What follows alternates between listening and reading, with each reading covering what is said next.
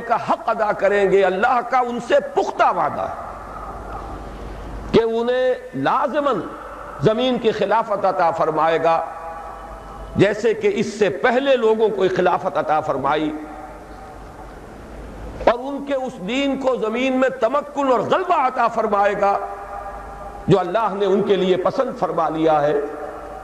اليوم اکملت لکم دینکم واتممت علیکم نعمتی ورضیت لکم الاسلام دینا۔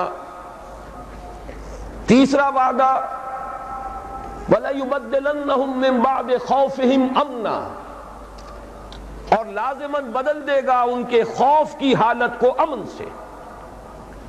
یہاں بھی میں ذرا چاہتا ہوں کہ اس وقت دنیا کے حالات نظر ڈالیے، ہم مسلمان اس وقت کس قدر گھبرائے ہوئے ہیں۔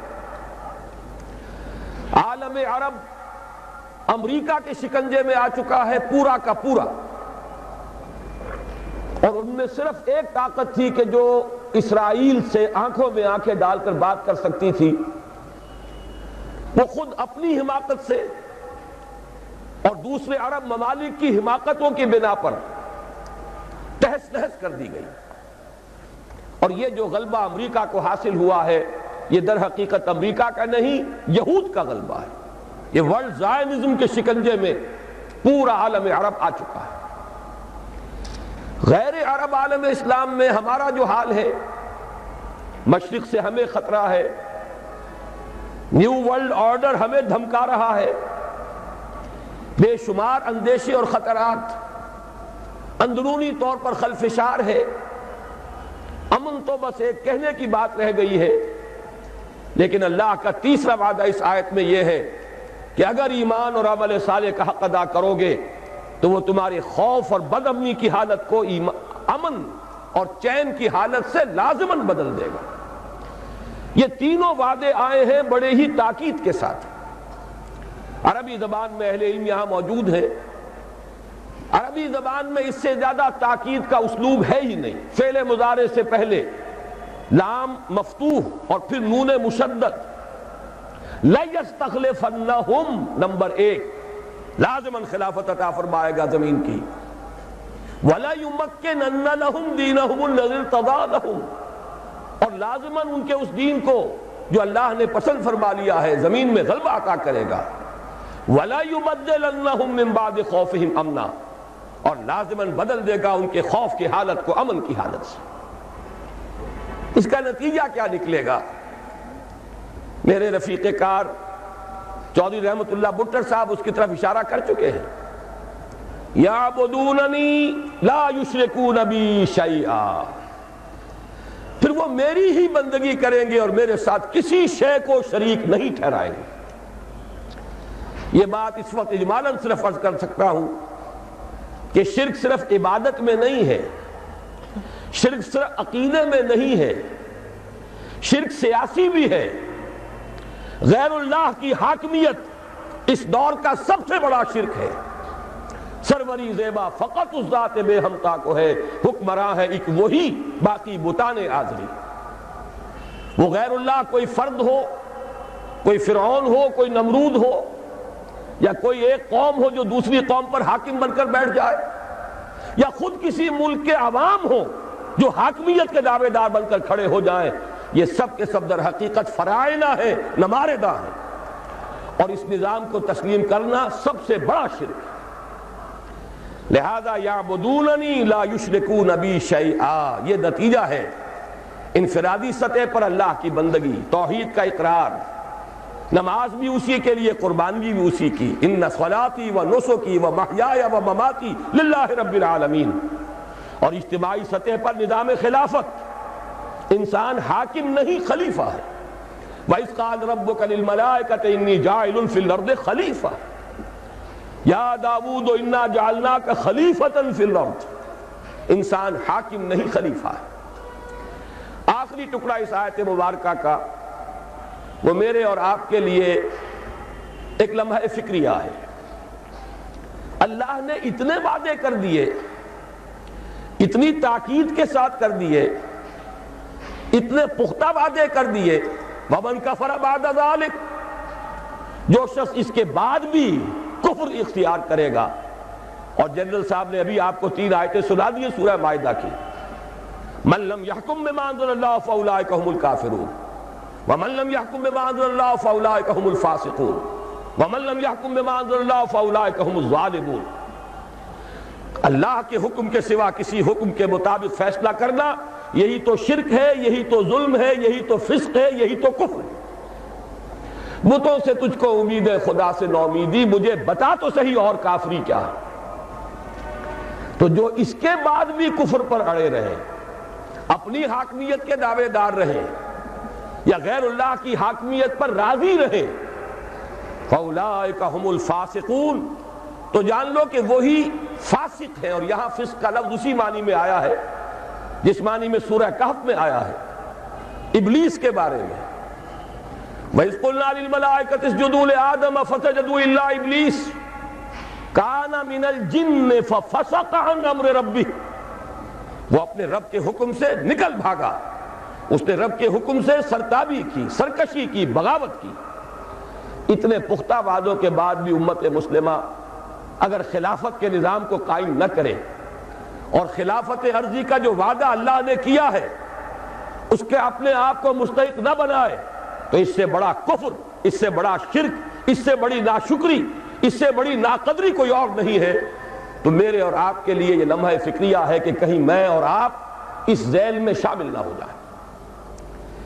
جو حدیث میں نے آپ کو سنائی مسند احمد ابن حنبل کی روایت ہے، راوی حضرت مقداد بن الاسود رضی اللہ تعالی عنہ مہاجرین میں سے ہیں، اور یہی وہ صحابی ہے جنہوں نے غزوہ بدر سے قبل جب حضور نے محفل مشاورت منعقد کی تھی اس وقت ایک بڑا پیارا جملہ کہا تھا کہ یا رسول اللہ صلی اللہ علیہ وسلم، آپ ہمیں موسیٰ کے ساتھیوں پر قیاس نہ کیجئے جنہوں نے کہہ دیا تھا فَاذْهَبْ أَنْتَ وَرَبُّكَ فَقَاتِلَا إِنَّا هَاهُنَا قَاعِدُونَ.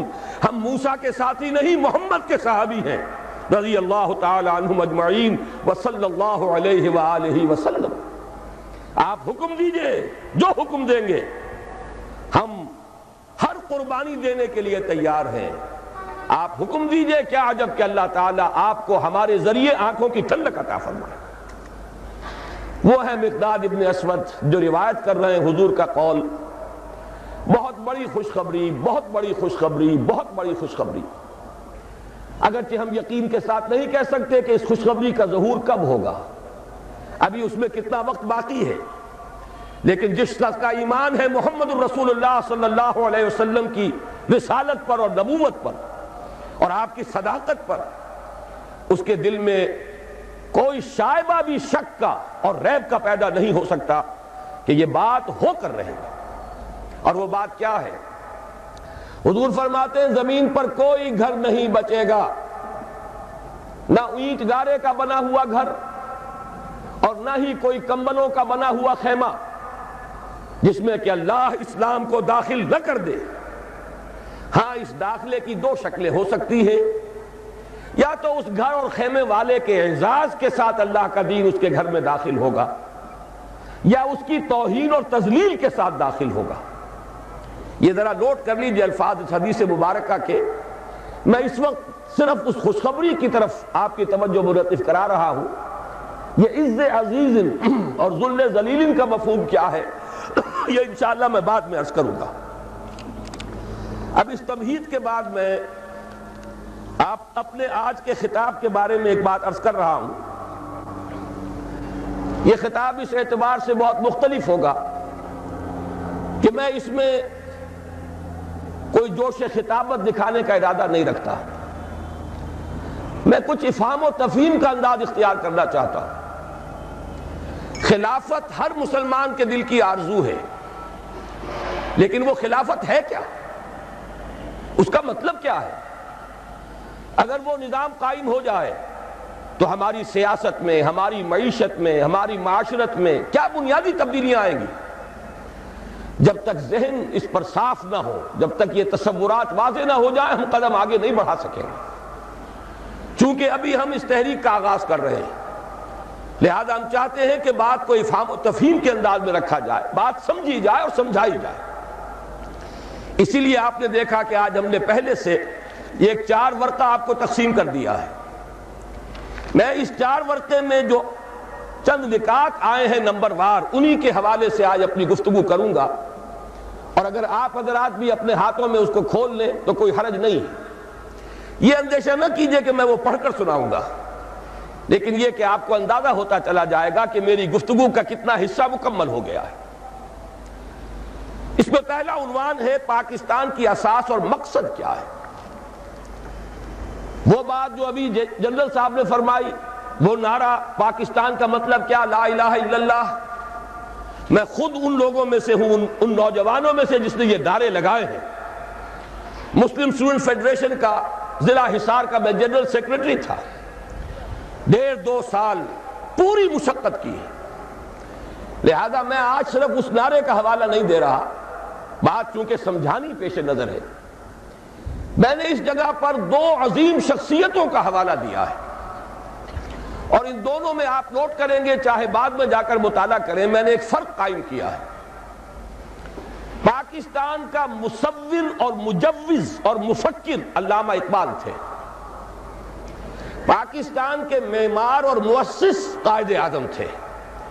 ان الفاظ کی بڑی اہمیت ہے، اس لیے کہ نقشہ بنانا، تفکر، تصور یہ ایک دوسرا کام ہے، اور بالفعل کوئی عمارت بنانا اس کے کچھ اور تقاضے ہیں۔ ہمارے یہ 2 عظیم رہنما، ان میں یہ فرق و تفاوت سامنے رہنا چاہیے کہ پاکستان کے مصور و مفکر علامہ اقبال تھے، جبکہ معمار، اس کے مؤسس، اس کے بانی قائد اعظم تھے۔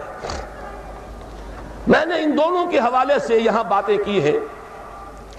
علامہ اقبال کا خطبہ الہ آباد اہم ترین سنگ میل کی حیثیت رکھتا ہے تحریک پاکستان میں۔ افسوس کہ اس وقت اسے نگاہوں سے اوجھل کر دیا گیا، اس میں کچھ باتیں ایسی بھی ہیں جو شاید سب لوگوں کو پسند نہ ہو۔ یہاں پہ میں نے 3 باتوں کا حوالہ دیا ہے۔ علامہ اقبال نے بر عظیم پاک و ہند کے شمال مغرب میں ایک مسلمان مملکت کے قیام کے 3 مقاصد بیان کیے۔ نمبر 1 یہ کہ یہ متحدہ ہندوستان میں جو مسلم ہندو کشمکش اور کشاکش چل رہی تھی، یہی اس کا واحد حل ہے۔ نمبر 2 یہ کہ اس ذریعے سے مسلمانوں کو یہ موقع مل جائے گا کہ اسلام کا جو حقیقی نظام تھا، جو محمد عربی صلی اللہ علیہ وسلم نے عطا فرمایا اور ایک انقلابی جد و جہد کے ذریعے سے قائم فرمایا، جس کا اصل نمونہ خلافت راشدہ ہے، لیکن جس پر بعد کے دور ملوکیت میں پردے پڑ گئے ہیں، اسلام کی بہت سی حقیقتیں چھپ گئیں، بادشاہی، ملوکیت، جاگیرداری، سرمایہ داری کے اس کے اوپر پردے پڑتے چلے گئے، تاہاں کہ آج اس اصل اسلام کی حقیقت کہیں نظر نہیں آ رہی۔ دنیا کے سامنے تو ایک دوسرا اسلام ہے، بادشاہوں کا اسلام ہے، مغلوں کا اسلام ہے، شہنشاہوں کا اسلام ہے۔ آج ہمیں ایک موقع ملے گا، علامہ اقبال کا یہ نظریہ تھا، اگر پاکستان وجود میں آ جائے تو وہ جو دور ملوکیت کے پردے پڑ گئے تھے ان کو ہٹا کر صحیح اسلام کا ایک نمونہ دنیا کے سامنے پیش کر دیا جائے۔ علامہ اقبال نے 3ری بات بھی کہی تھی، اور موجودہ حالات میں وہ بہت ریلیونٹ ہے۔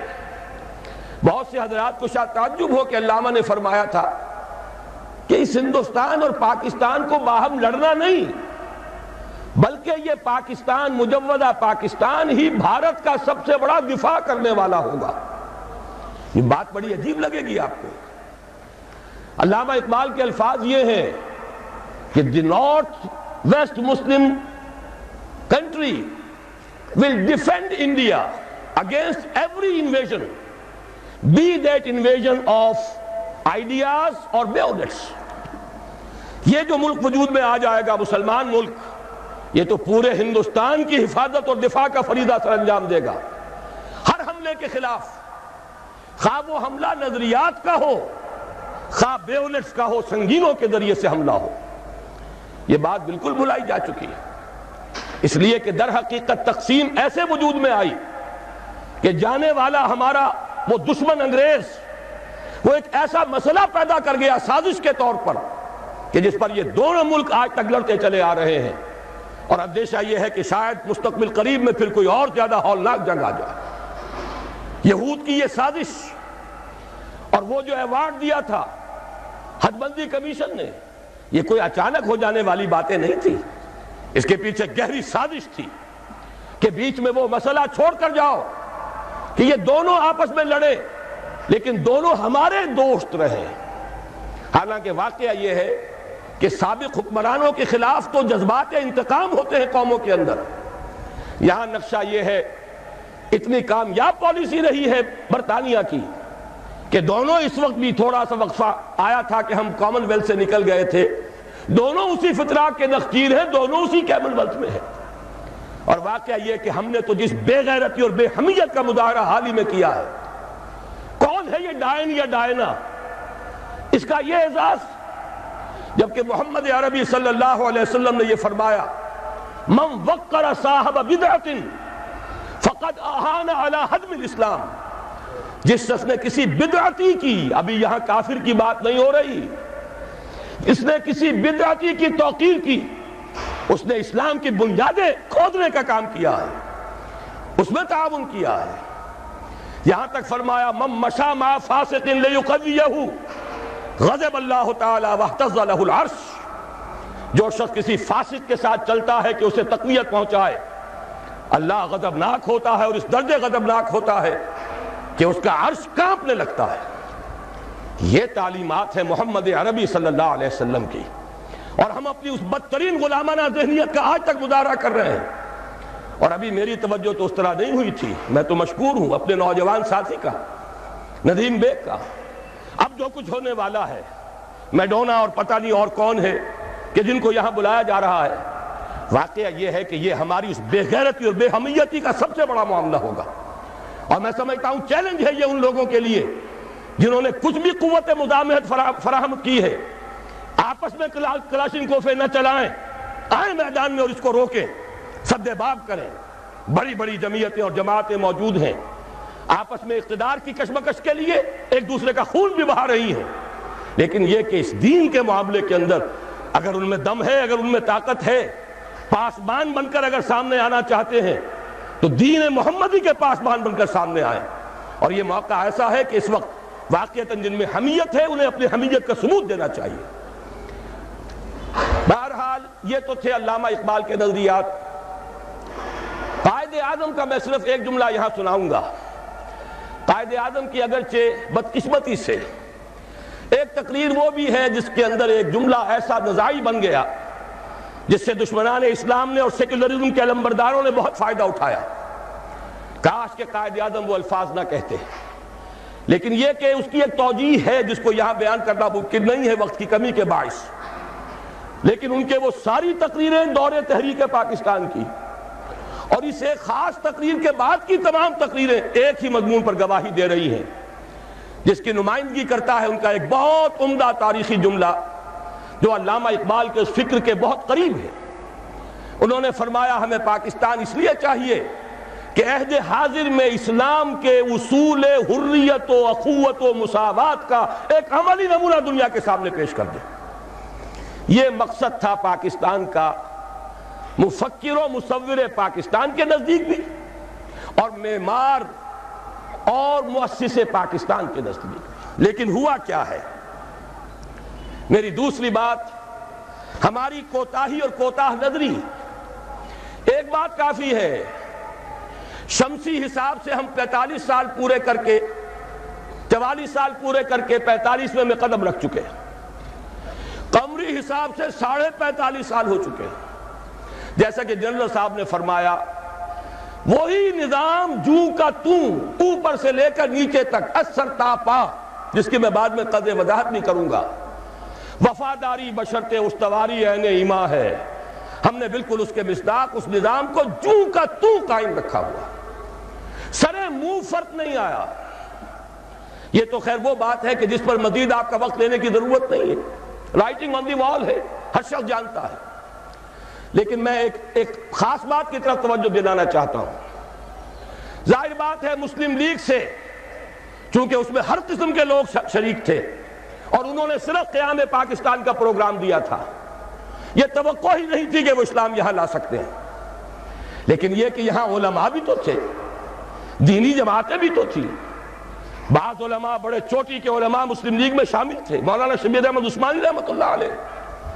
بہرحال ان کا احسان ہے کہ ان کی آخری دھمکی جو انہوں نے دی تھی کانسٹیٹیوشن اسمبلی میں, اس کے نتیجے میں قرارداد مقاصد پاس ہو گئی, وہ کم سے کم اپنا حق ادا کر گئے. لیکن یہ کہ دوسری جماعتیں بھی تو یہاں رہی ہیں, علماء کرام بھی تو ہیں, ہمارے عام لوگوں کی بہت بڑی تعداد ان کی بات سنتی ہے. اگر یہ لوگ صحیح رخ پر چلتے تو یہاں یہ نظام برقرار نہیں رہ سکتا تھا. اصل ذمہ داری ان کی ہے, انہوں نے سیاست کے کھیل میں شریک ہو کر اپنا وقت ضائع کیا ہے. انہوں نے اقتدار کی کشاکش میں کبھی ادھر اور کبھی ادھر, آج اس کے حریف اور اس کے حلیف, اور کل اس کے حلیف اور اس کے حریف, یہ کھیل کھیل کر بہت قیمتی وقت قوم کا ضائع کیا. مزید برآں ایک بہت اہم نکتہ عرض کر رہا ہوں, تیسری بات, کہ ہمارے دین کے حلقے کی طرف سے, علماء کرام کی طرف سے مطالبہ بھی اگر آتا ہے, میں ان کی بات چھوڑ رہا ہوں جو اسلام کو صرف سیاسی نعرے کے طور پر استعمال کرتے رہے, میں ان علماء کرام کی بات کر رہا ہوں جو مخلص ہیں. انہوں نے بھی صرف اسلامی قانون کی بات کی ہے, اسلامی نظام کی بات نہیں کی. ان دونوں میں ایک باریک سا فرق ہے. نظام نظام ہے, قانون اس نظام کو چلاتا ہے, قانون اس نظام کو تحفظ دیتا ہے. اگر نظام غلط ہے, ظالمانہ ہے, اس نظام کے تحت لوٹ کھسوٹ ہو رہی ہے, غریب غریب سے غریب تر, امیر امیر سے امیر تر ہوتا چلا جا رہا ہے, دولت کے انبار لگ رہے ہیں, آپ نظام کو تو کچھ نہ کہیں, جوں کا توں برقرار رکھیں, چوری کی سزا نافذ کر دیں, ڈاکے کا سدے باب کر دیں, فائدہ کس کو پہنچے گا؟ غریبوں کو یا امیروں کو؟ ان کی حرام کی دولت کو تحفظ حاصل ہو جائے گا, ان کے عیش اور ان کے ایوان مزید محفوظ ہو جائیں گے. غریب کو تو اس سے کوئی فائدہ نہیں ہوگا. چوری اور ڈاکہ جو ہے وہ غریب کا تو ہوتا ہی نہیں, وہ تو امیر کا ہے. نظام ظالمانہ ہے اور غلط ہے تو قانون بہترین بھی ہوگا, اس نظام کو سپورٹ کرے گا, اسے تقویت دے گا. نظام کو بھی بدلنا ہے اور قانون کو بھی بدلنا ہے, یہ دونوں باہم لازم و ملزوم ہیں. اور ہمارے دین میں اس کے لیے اصطلاحات ہیں, دین اور شریعت. دین نظام ہے, دین ہمیشہ سے ایک رہا.